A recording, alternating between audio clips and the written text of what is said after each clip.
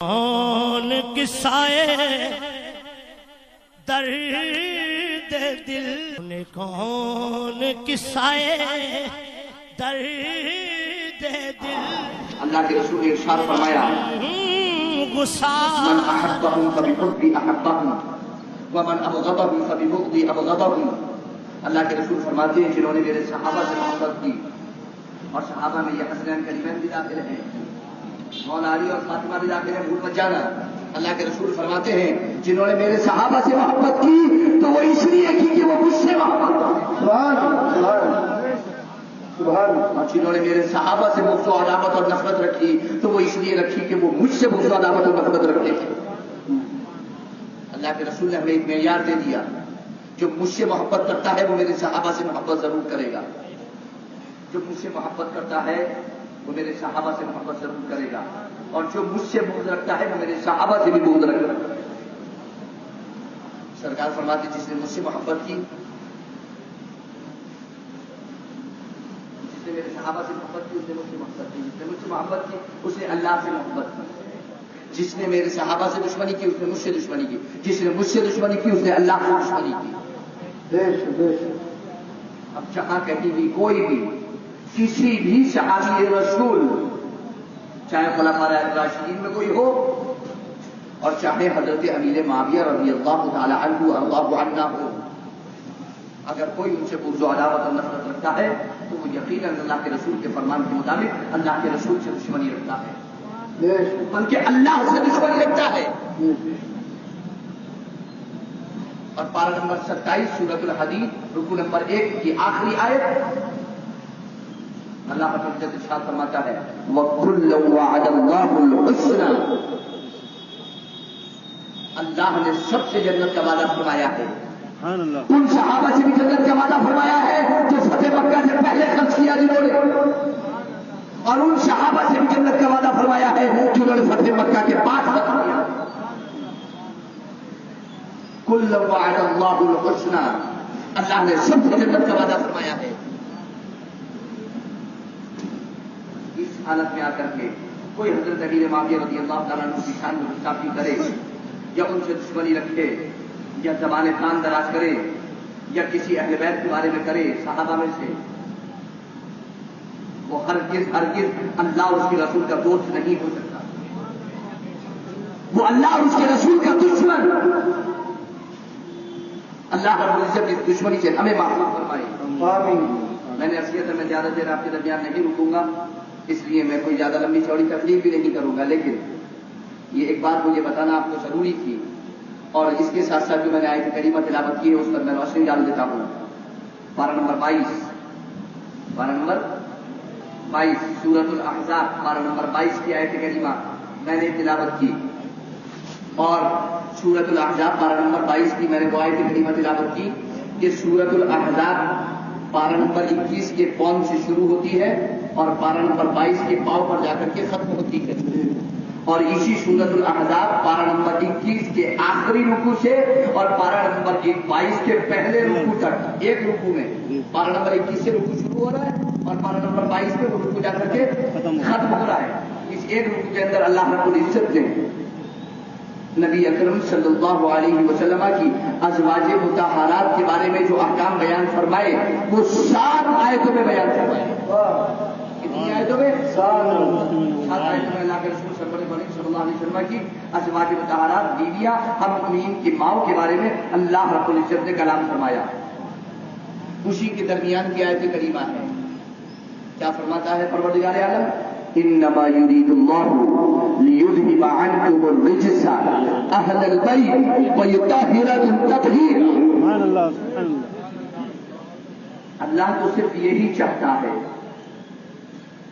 اللہ تو صرف یہی چاہتا ہے کہ تم سے ہر ناپسندیدہ بات کو دور کر دے اے اہل بیت، اور تمہیں خوب پاک صاف ستھرا کر دے۔ آیت کریمہ پر میرے ساتھ غور کر لیجئے ایک مرتبہ، میں سمجھتا ہوں باقی کسی گفتگو کی ضرورت نہیں پڑے گی اگر اسی آیت کریمہ پر غور کر لیں گے کہ آیا اہل بیت کی تطہیر کس طریقے سے فرمائی گئی اور اہل بیت اطہار کے بارے میں کیا بیان کیا گیا۔ यहां पर आयत करीमा की जो इब्तिदा हुई वो करीमा इन्नमा से हुई। यहाँ उलमा मौजूद है अल्हम्दुलिल्लाह, लेकिन मैं आसान करके आपको बता दूंगा। है मिसाल के तौर पर आप कहते हैं फला शख्स खड़ा है, फला शख्स खड़ा है, और आप दूसरी मिसाल में कहते हैं वो सिर्फ खड़ा है, वो सिर्फ खड़ा ही है, यानी इसके अलावा ना बैठा है ना चल रहा है, कुछ नहीं, तमाम चीजों से आप क्या है हट जाते हैं, सिर्फ एक ही चीज को उजागर करते हैं कि वो सिर्फ खड़ा ही है। मिसाल के तौर पर फला शायर है, मुमकिन है आप ये भी कह दें वो खतीब भी है, वो मुकर्रिर भी है, वो आलिम भी है, वो मुत्तकी परहेज़गार जाहिद भी है, बहुत कुछ कह सकते हैं। लेकिन अगर आप ये कह दें कि वो सिर्फ शायर है,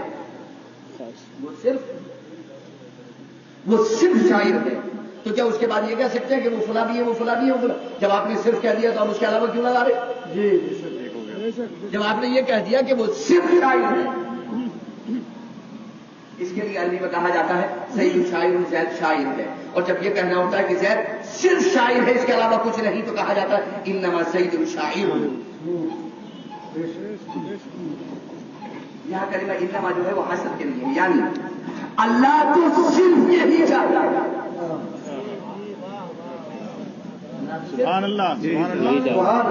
अल्लाह तो सिर्फ यही चाहता है। और इरादा रब की सिफत,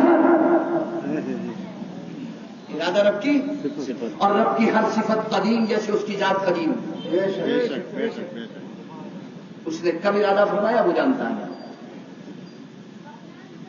इन्नमा युरीदुल्लाह, हालांकि होना ये चाहिए था कि ये कहा जाता कि अल्लाह ने इरादा फरमाया,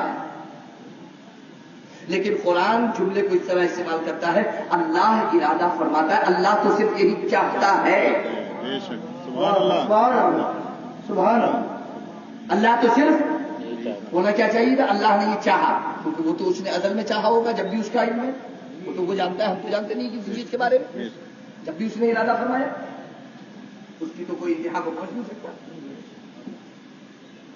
अल्लाह ने इरादा किया, अल्लाह ने चाहा, लेकिन क्या कहता है कुरान, अल्लाह तो सिर्फ यही चाहता है। जिस तरह इसी पारा नंबर 22 इसी सूरतुल अहज़ाब में अल्लाह रब्बुल इज्जत की इरशाद फरमाता है इन्नल्लाह व मलाइकतहु युसल्लूना अलन नबी, बेशक अल्लाह और उसके फरिश्ते नबी पर दुरूद भेजते हैं।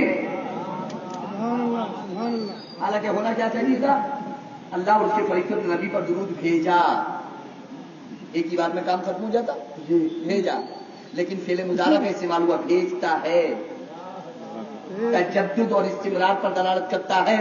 आज भी भेजता है और कयामत तक आने वाला हर शख्स यही कहता रहेगा कि भेजता है। बेशक सुभान अल्लाह, नारे तकबीर, नारे रिसालत, मुफ्ती फैजान मियां साहब किबला, सुभान अल्लाह, सुभान अल्लाह, ये जारी रहे, कयामत तक जारी रहेगा। अल्लाह भेजता है, अल्लाह तो यही चाहता है। इन्नमा युरीदुल्लाह, क्या चाहता है, ये चाहता है कि दूर कर दे। इज़हाब यहां पर इबाद के माना में दूर कर दे,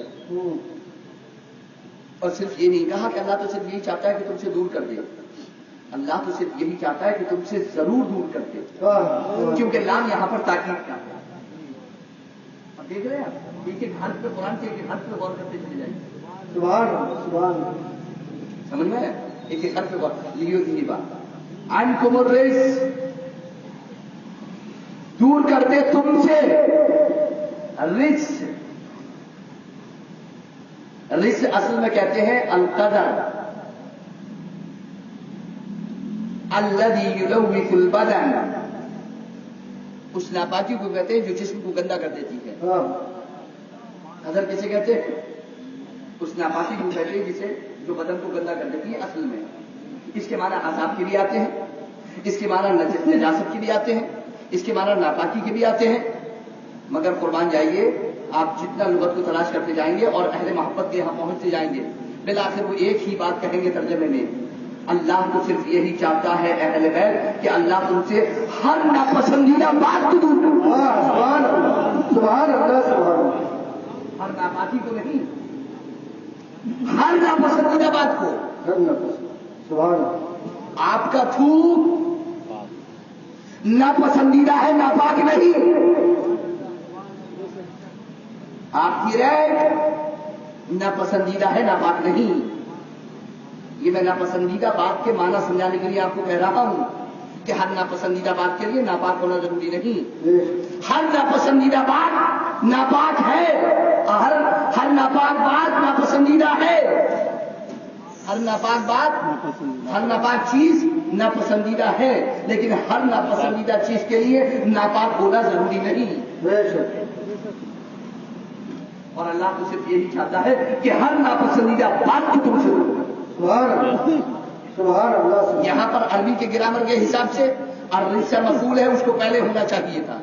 اللہ تو صرف یہی چاہتا ہے کہ ہر ناپسندیدہ بات کو تم سے دور کر دے.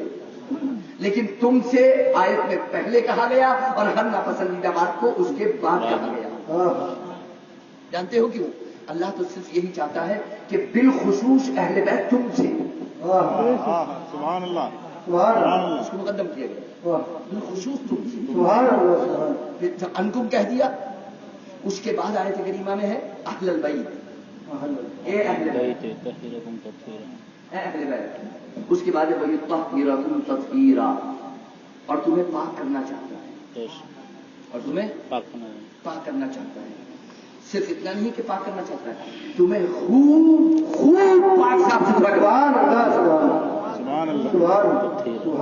کیونکہ وہاں پر مفعول مطلق استعمال ہوا ہے جو تاکید کے لیے. تطہیرا وَيُطَهِّرَكُمْ تَطْهِيرًا، یہ تھی آیت کریمہ. اس میں اور بھی بہت ساری چیزیں ہیں جو ہم نکال سکتے ہیں، لیکن وقت کا تقاضا نہیں ہے. وقت جو ہے وہ بڑھتا جائے گا. اور بھی بہت ساری چیزیں آیت کریمہ میں آپ نکال سکتے ہیں. وَيُطَهِّرَكُمْ تَطْهِيرًا، اللہ تو صرف یہی چاہتا ہے اہل بیت کہ اللہ تم سے ہر ناپسندیدہ بات کو دور کر دے اور تمہیں خوب پاک صاف ستھرا کر دے. اہل بیت کون ہے؟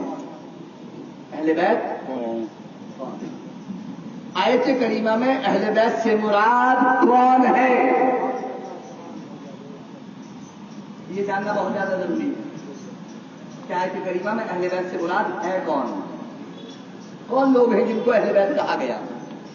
حالانکہ ہم اگر دیکھیں تو مفسرین کا ایک طبقہ، بڑا طبقہ، جس میں صحابی رسول حضرت سیدنا عبداللہ ابن عباس رضی اللہ تعالی عنہ اور دیگر صحابہ اکرام ہیں اور مفسرین تابعین ہیں، وہ فرماتے ہیں کہ یہاں پر اہل بیت سے مراد نبی اکرم صلی اللہ علیہ وسلم کی ازواج مطہرات ہیں، نبی کی بیویاں. نبی صلی اللہ علیہ وسلم کی بیویاں ازواج مطہرات. کیوں؟ دلیل کیا ہے؟ کیونکہ یہ انہی 7 آیتوں کے درمیان کی آیت ہے کہ جو نبی اکرم صلی اللہ علیہ وسلم کی ازواج مطہرات بیویوں کے بارے میں نازل ہوئی. اب یہاں پر ان کم کیوں کہا؟ کم تو مذکر کے لیے آتا ہے، مردوں کے لیے آتا ہے عربی میں، عورتوں کے لیے تو آتا نہیں ہے. تو ان کننا کہنا چاہیے کہ اے بیویوں تم سے دور کرنا چاہتا ہے. کم آنا چاہیے نا. عربی میں کم جو ہے وہ مردوں کے لیے ہے اور کننا عورتوں کے لیے. آیت میں کم ہے یا کننا؟ کم جو مردوں کے لیے ہے، کننا نہیں ہے. پھر کم کی کیا وجہ ہے؟ کم کی وجہ یہ ہے، یہ تغلیب کے طور پر ہے، اور دوسری وجہ یہ بھی ہے تاکہ مرد بھی اس میں داخل ہو جائیں اہل بیت کے. سبحان اللہ. اس میں اہل بیت کی عورتیں اور مرد سب کے سب داخل ہو جائیں. اور مفسرین فرماتے ہیں تغلیب کے طور پر بھی عرب کا یہ طریقہ ہے کہ جب وہ استعمال کرتے ہیں تو تغلیب کے طور پر مذکر کے لیے جو صیغہ ہوتا ہے وہ استعمال کرتے ہیں. تو مفسرین کا ایک طبقہ یہ کہتا ہے، جس میں حضرت سیدنا عبداللہ ابن عباس رضی اللہ تعالی عنہما ہے، کہ یہاں پر اہل بیت سے مراد نبی اکرم صلی اللہ علیہ وسلم کی بیویاں ہیں. ایک دوسرا طبقہ یہ کہتا ہے مفسرین کا، جو جمہور مفسرین ہے، بڑی تعداد ہے جن میں صحابی رسول حضرت ابو سعید خدری رضی اللہ تعالی عنہ اور دیگر تابعین مفسرین ہیں، وہ فرماتے ہیں کہ یہاں پر اہل بیت سے مراد اہل عبا ہے. اہل عبا یعنی وہ حضرات کہ جو چادر تطہیر میں لپٹنے والے ہیں. کون کون؟ مولا علی، سیدۃ النساء فاطمہ الزہرا رضی اللہ تعالی عنہا، حضرات حسنین کریمین رضی اللہ تعالی عنہم. یہ چاروں اہل عبا ہیں चादर तफसीर में लिपटने वाले हैं। एक बड़ा तबका, ये बड़ा तबका है। हम अहले सुन्नत वल जमात क्या कहते हैं? पहले इनकी दलील जिक्र कर देता हूं, फिर अहले सुन्नत का आखिरी मौके बयान करके अपनी बात को खत्म कर देता हूं। ये हजरात जो कहते हैं कि अहले बैत से मुराद पंजतले पाक, बिलखुसूस मौला अली, फातिमा, हसन, हुसैन रज़ी अल्लाह तआला अन्हुम अजमईन है। उनका कहना यह है कि जब अल्लाह के रसूल सरवर कौनैन सल्लल्लाहु अलैहि वसल्लम पर यह आयत करीमा नाजिल हुई, यह आयत करीमा नाजिल हुई, तो अल्लाह के रसूल सरवर कौनैन सल्लल्लाहु अलैहि वसल्लम जो है वो अपनी लाडली और प्यारी साहिबजादी हजरत फातिमा रज़ी अल्लाह तआला अन्हा के मकान से तशरीफ ले जाते। जब भी नमाज फजर के लिए तशरीफ लेकर के जाते तो हजरत फातिमा के दरवाजे से गुजरते और दरवाजे से गुजरते वक्त दरवाजे पर दस्तक देते और आवाज देते, अस्सलात या अहलल बैत, अस्सलात या अहलल बैत, अहले बैत नमाज, अहले बैत नमाज, अहले बैत नमाज। और उसके बाद यह आयत करीमा तिलावत फरमाते, इन्नमा युरीदुल्लाहु लियुज़हिबा अन्कुमुर रिज्सा अहलल बैत व युतहिरकुम तत्हीरा। सुभान अल्लाह।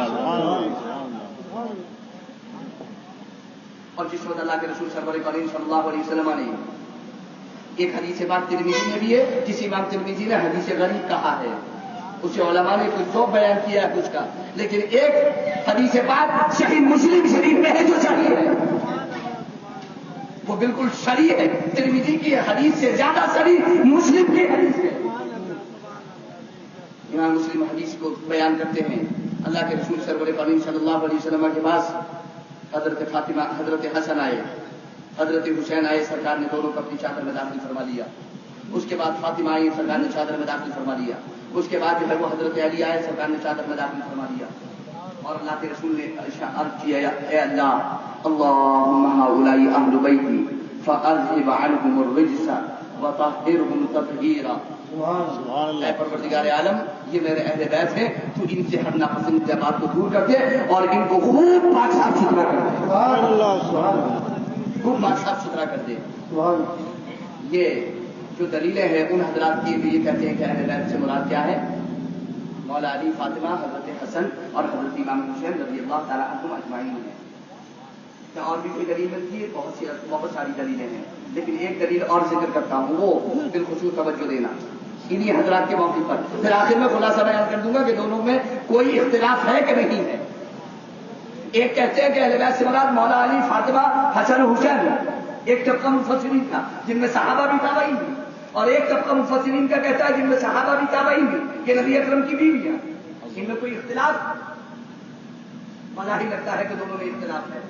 एक कहते हैं कि वो, एक कहते हैं ये, लेकिन इंशाअल्लाह हम तौफीक करेंगे, तदबीर करेंगे और बता देंगे कोई इख्तिलाफ नहीं है। लेकिन उससे पहले एक दलील और सुनिए उनकी, तो ये कहते हैं कि अहले बैत से मुराद कौन है? वो कहते हैं कि जब, बहुत गौर से सुनना मेरी बात, नजरान के नसारा ने अल्लाह के रसूल सरवर कौनैन सल्लल्लाहु अलैहि वसल्लम की बारगाह में आकर के नबी अकरम सल्लल्लाहु अलैहि वसल्लम को मुनाज़रे का चैलेंज दिया, और आकर के अल्लाह के रसूल की बारगाह में हाजिर हुए नसारा और आकर के कहा, ऐ मोहम्मद, जरा ये बताओ, क्या कोई बच्चा बगैर बाप के पैदा हो सकता है? क्या कोई बच्चा बगैर बाप के पैदा हो सकता है?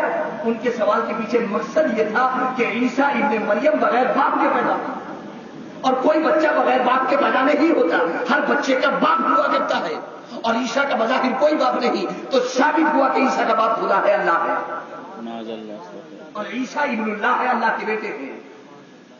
यही मकसद था उनका सवाल करने का। अल्लाह के रसूल की बारगाह में आकर के सवाल किया, ऐ मोहम्मद बताओ, क्या कोई बच्चा बगैर बाप के पैदा हो सकता है? कुर्बान जाइए प्यारे मुस्तफा अलैहि वसल्लम पर अरवाह नाफिला सल्लल्लाहु अलैहि वसल्लम, हमारी जान आपको फिदा का अबी व उम्मी या रसूल अल्लाह। अल्लाह के रसूल मेरे पापा। अल्लाह के रसूल सल्लल्लाहु अलैहि वसल्लम ने इरशाद फरमाया, बगैर बाप के बच्चे की बात करते हो तुम? बगैर बाप के बच्चे की बात करते हो? अरे मैं तुम्हें बगैर माँ बाप का बच्चा दिखाता हूं। क्या तुम आदम को नहीं जानते कि बगैर माँ बाप के पैदा? और जब आदम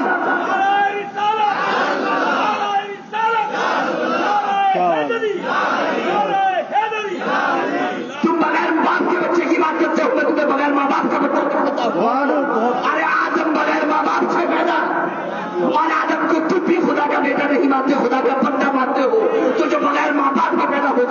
نہیں، بندہ ہے تو جو صرف بغیر باپ کے پیدا ہوا بیٹا کیسے ہو سکتا ہے؟ کیا بات ہے، بہت خوب بہت خوب۔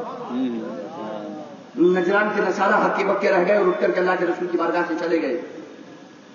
اللہ کے رسول سرور کریم صلی اللہ علیہ وسلم نے دعوت مباہلہ دے دی۔ یہ مناظرہ تھا، اب مباہلہ، جیسے کہ علماء اہل سنت و جماعت کرتے ہیں کہ اگر وہابی دیابینا مناظرہ کرتے ہیں تو ٹھیک، مناظرے سے بھاگتے ہیں تو پھر مباہلے کی دعوت دے دیتے ہیں۔ اب آ جاؤ میدان میں، جلا لو تنور، رکھ دو کڑھائی گرم تیل کی، کڑھاؤ میں کود جاتے ہیں، دیکھیں گا جو ہر پر ہوگا بچہ۔ سبحان اللہ سبحان اللہ، ہمیشہ دے رہا ہے یہ۔ بہت خوب۔ اللہ کے رسول سرور کریم صلی اللہ علیہ وسلم نے دعوت مباہلہ پیش کر دی اور میدان میں نکل کر کے قرآن کریم میں آیت کریمہ نازل ہوئی، قل اے حبیب آپ فرمائیے، تعالوا آ جاؤ میدان میں نکل کر کے، ندعو ابناءنا وابناءکم ونساءنا ونساءکم وانفسنا وانفسکم ثم نبتہل فنجعل لعنۃ اللہ علی الکاذبین۔ آؤ میدان میں نکل کر کے، تم اپنے بیٹوں کو بلا لو، میں اپنے بیٹوں کو بلا لوں، تم اپنی بیویوں کو بلا لو، عورتوں کو بلا لو، میں اپنی عورتوں کو بلا لوں، تم اپنی جانوں کو لے آؤ، میں اپنی جانوں کو لے کر کے آؤں۔ یہاں بیٹے، یہاں پر خود، یہاں پر عورتیں، کوئی اور نہیں، سب اہل بیت، بلا لو، آ جاؤ میدان میں۔ نصارہ نے دعوت مباہلہ قبول کرتے ہوئے چلے گئے اپنے پادری کے پاس اور جا کر کے پادری سے کہا کہ محمد مصطفیٰ نے دعوت مباہلہ دی ہے، چلو ہمارے ساتھ چلتے ہیں میدان میں۔ نجران کے نصارہ کے پادری اپنے نصرانیوں کے ساتھ پہنچا اور میدان میں پہنچا تو اس نے میدان میں جا کر کے دیکھا کہ چند ایسے روشن اور تابناک چہرے ہیں کہ جن کی چمک اور دھمک بتاتی ہے کہ یہ کوئی عام لوگ نہیں ہے۔ کیا بات ہے، کوئی عام لوگ نہیں ہے۔ سبحان اللہ۔ اللہ کے رسول سرور کریم صلی اللہ علیہ وسلم کے ساتھ حضرات حسنین کریمین طیبین طاہرین رضی اللہ تعالی عنہما اور علی اور فاطمہ، اللہ کے رسول چاروں کو لے کر کے پہنچ گئے میدان میں اور بارگاہ کی رائے میں دعا کی، اے اللہ یہ میرے اہل بیت ہیں، اللہم ہؤلاء اہل بیتی، اے اللہ یہ میرے اہل بیت۔ اور اس کے بعد اللہ کے رسول نے فرمایا کہ آؤ، گڑ گڑا کر اللہ سے دعا کرتے ہیں، پھر ایک دوسرے پر اللہ کی لعنت ڈالتا ہے، اسے ابتحال کرتے ہیں، گڑ گڑا کر کے دعا کرنا اور پھر ایک دوسرے پر لعنت ڈالنا، یہ مباہلہ ہے۔ اللہ کے رسول نے فرمایا آؤ میدان میں۔ نجران کے نصارہ کے پادری نے کہا، جیسے ہی نصارہ آگے بڑھنے لگے تو اس نے کہا کہ خبردار آگے مت بڑھ جانا، ورنہ خدا کی قسم کھا کے کہتا ہوں میں اس جگہ پر ایسے روشن اور تابناک چہرے دیکھ رہا ہوں، ایسے معصوم چہرے دیکھ رہا ہوں کہ خدا کی قسم اگر انہوں نے اللہ کی بارگاہ میں ہاتھ اٹھا کر دعا کر دی تو قیامت تک روئے زمین پر کوئی نصرانی پیدا نہیں ہو سکے۔ نعرہ تکبیر، نعرہ رسالت، مفتی فیضان ہوا تھا، کوئی نصرانی روئے زمین پر پیدا نہیں ہو سکے گا، نصارہ کی نسل تباہ و برباد ہو جائے گی، ختم ہو جائے گی۔ ہر چیز آگے مت پڑھنا۔ اللہ کے رسول سرور کریم صلی اللہ علیہ وسلم اسلام کو فتح حاصل ہوئی۔ یہ دلیل ہے ان لوگوں کی جو یہ کہتے ہیں کہ اہل بیت سے مراد مولا علی، فاطمہ اور حسن و حسین رضی اللہ تعالی عنہم اجمعین ہے۔ اب آ جائیے، ہم پھر واپس آ جاتے ہیں تو ہم خلاصہ کر دیتے ہیں کہ نبی اکرم صلی اللہ علیہ وسلم کی ازواج مطہرات جو اہل بیت ہیں وہ قرآن کی آیت سے ثابت ہے، اور جو مولا علی، فاطمہ اور حسن و حسین ہیں وہ سرکار کے فرمان سے ثابت ہے۔ سبحان اللہ۔ اللہ نے نبی اکرم کی بیویوں کو فرمایا اہل بیت، اللہ کے رسول نے فرمایا علی، فاطمہ، حسن و حسین اہل بیت۔ جس طرح اللہ کے رسول نے فرمایا کہ اللہ نے مکے کو حرم بنایا اور میں مدینے کو حرم بنایا، مکہ بھی حرم، مدینہ بھی حرم، مکے کو حرم بنانے والا اللہ، مدینے کو حرم بنانے والے محمد مصطفیٰ۔ کیا مدینے کو حرم نہیں مانتے لوگ؟ کیا انکار کر سکتے ہیں اس کا؟ یہ میں نے کیوں کہا؟ اس لیے کہ یہ میں نے جو دو جگہ آپ کو بتایا صحیح حدیث کریمہ سے، انہیں اللہ نے بنایا وہ اللہ کی جانب سے اہل بیت اور یہ محمد مصطفیٰ کی جانب سے اہل بیت. اور یہ بتا دوں کہ یہ بھی اللہ ہی کی جانب سے. کیوں؟ کیونکہ محمد مصطفیٰ کوئی بھی بات اپنی جانب سے نہیں کہتے, وہ تو وہی کہتے ہیں جو اللہ فرماتا ہے. ان ہوا الا وحی یوحا, وہ تو وہی کہتے ہیں جو اللہ فرماتا ہے. وہ تو وہی کہتے ہیں جو اللہ فرماتا ہے. اور بالخصوص جو میں نے یہاں پر خلاصہ کیا اور نبی اکرم کی ازواج مطہرات کے بارے میں بیان کیا کہ وہ بھی اہل بیت, وہ اس لیے کیونکہ شیعہ اس آیت کریمہ کو خاص کر دیتے ہیں مولا علی, فاطمہ اور حسن و حسین کے ساتھ, اور گویا اس طریقے سے ازواج مطہرات کو اہل بیت سے نکال دیتے ہیں. یہ شیعوں کا مذہب ہے, ہمارا نہیں. ہم تو نبی اکرم صلی اللہ علیہ وسلم کی ازواج مطہرات کو بھی اہل بیت میں مانتے ہیں اور مولا علی, فاطمہ اور حسن کو بھی اہل بیت میں مانتے ہیں. اور بیت کسے کہتے ہیں؟ بیت سے مراد بیت سکنا ہوتا ہے, جہاں رہا جاتا ہے. قرآن نے فرمایا یہ اہل بیت, قرآن نے فرمایا اہل بیت. نبی اکرم کی ازواج مطہرات کو وہ گھر ملا جس میں وہ رہتی تھی, مگر قربان جائیے ذرا غور تو کیجیے, نبی اکرم صلی اللہ علیہ وسلم نے اسی گھر میں فرمایا کہ صرف اسی گھر میں نہیں, اس چادر میں آ جاؤ, یہ بھی تمہارا گھر ہے. سبحان اللہ, سبحان اللہ. چادر تطہیر کو بیت فرما دیا. وہ چادر تطہیر ان کا گھر, وہ در و دیوار والا گھر نبی اکرم صلی اللہ علیہ وسلم کی ازواج مطہرات کا, اور نبی کی چادر جو آپ کے شان اقدس پہ, وہ اہل بیت حضرات حسین کریمین فاطمہ اور علی کا گھر. اب تو دیکھو گھر تو دونوں ہیں, گھر تو دونوں ہیں. حرم میں بھی نماز پڑھتے ہو, خانہ کعبہ کے ارد گرد بھی نماز پڑھتے ہو, خانہ کعبہ کے پاس جو حتیم بنی ہوئی ہے اس میں بھی نماز پڑھتے ہو, اور خانہ کعبہ کے اندر بھی نماز پڑھتے ہو. خانہ کعبہ کے اندر بھی نماز پڑھتے ہو. ظاہر سی بات ہے, ایک ماں بیٹھی ہوئی ہے, دو ماں بیٹھی ہوئی ہیں, دو بچے سامنے سے بھاگ کر کے آتے ہیں, دو بچے سامنے سے دروازے سے بھاگ کر کے آتے ہیں. ایک بچہ آتا ہے اپنی ماں کے برابر میں بیٹھ جاتا ہے, اس کے سر پہ ہاتھ رکھ دیتی ہے, وہ بیٹھا رہتا ہے. دوسرا بچہ بھاگتا ہوا آتا ہے, گود پھیلا کر آتا ہے, اور اس کی ماں بھی اپنی ماموں کو جو ہے وہ گود کو پھیلا دیتی ہے اور اسے اپنی آغوش میں لے لیتی ہے. دونوں ماں اپنے بچوں سے محبت کرتی ہیں, مگر محبت کا انداز جدا ہے, محبت کا اظہار جدا ہے. جو خانہ کعبہ کے اندر نماز پڑھتے ہیں وہ آغوش رحمت میں اس طرح بلا تسبیح و تمجید جیسے کسی ماں نے اپنے بچے کو اپنی گود میں لے لیا. آغوش رحمت میں اس طرح سے ہے. جو چادر تطہیر میں ہے وہ بھی آغوش رحمت میں ہے, آغوش رحمت میں ہے. غرض یہ کہ شیعہ حضرات جو کہتے ہیں وہ غلط ہے. علامہ سید نعیم الدین مرادآبادی, بلکہ ان سے بھی پہلے حضرت شیخ عبدالرحمٰن سیدی رحمۃ اللہ تعالیٰ علیہ اشیاء علامات میں فرماتے ہیں اہل بیت جو شائع زائع اور مشہور ہیں وہ یہی چاروں. علامہ سید نعیم الدین مرادآبادی فرماتے ہیں حرم سرائے میں جو بھی رہتے ہیں, چاہے وہ بیت نسب کے ہوں چاہے بیت سکنا کے ہوں, وہ سب کے سب ازواج مطہرات ہیں. نبی اکرم کی بیویاں بھی وہ اہل بیت ہیں, نبی اکرم کی بیویاں ازواج مطہرات بھی اہل بیت ہیں, اور مولا علی, فاطمہ اور حسن و حسین بھی اہل بیت ہیں.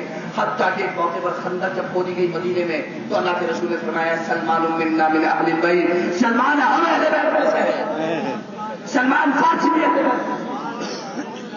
مگر اس سب کے باوجود جو نسل مصطفیٰ چلی وہ حضرات حسنین کریمین طیبین طاہرین رضی اللہ تعالی عنہما سے چلی. شیخ محی الدین ابن عربی رضی اللہ تعالیٰ عنہ فرماتے ہیں قیامت تک آنے والے تمام سادات کرام, تمام اہل بیت اطہار, تمام لوگ جو ہے وہ اہل توقیر و تعظیم ہیں. ہم تمام حضرات کی تعظیم و توقیر کرتے ہیں, چاہے ازواج مطہرات ہو, چاہے مولا علی, فاطمہ, حسن و حسین ہو, اور چاہے نبی اکرم صلی اللہ علیہ وسلم کے گھر میں رہنے والے آپ کے خادمین ہو, چاہے سلمان فارسی ہو. ہم تمام اہل بیت کی تعظیم کرتے ہیں, حتیٰ کہ ہم تمام صحابہ کی تعظیم کرتے ہیں. ہمارے تو علماء اہل سنت نے فرمایا, اعلیٰ حضرت نے فرمایا کہ صحابہ کی تعظیم فرض ہے, ان کی تعظیم فرض ہے, ان کی شان میں آپ گستاخی نہیں کر سکتے. اور اہل بیت اطہار سب جو ہے وہ مولا علی, فاطمہ, حسن, حسین سب کے سب صحابہ ہیں.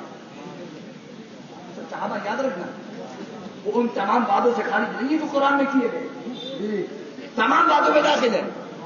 تمام باتوں میں داخل ہیں.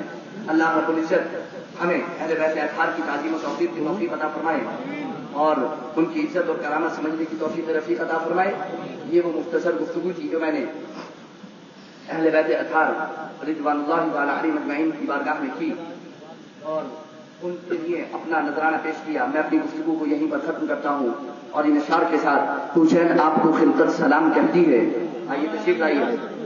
نعرہ تکبیر، نعرہ تکبیر، نعرہ رسالت، نعرہ رسالت. حضرت مفتی آصف اقبال صاحب قبلہ، حضرت مفتی سید آصف اقبال صاحب قبلہ. نعرہ تکبیر.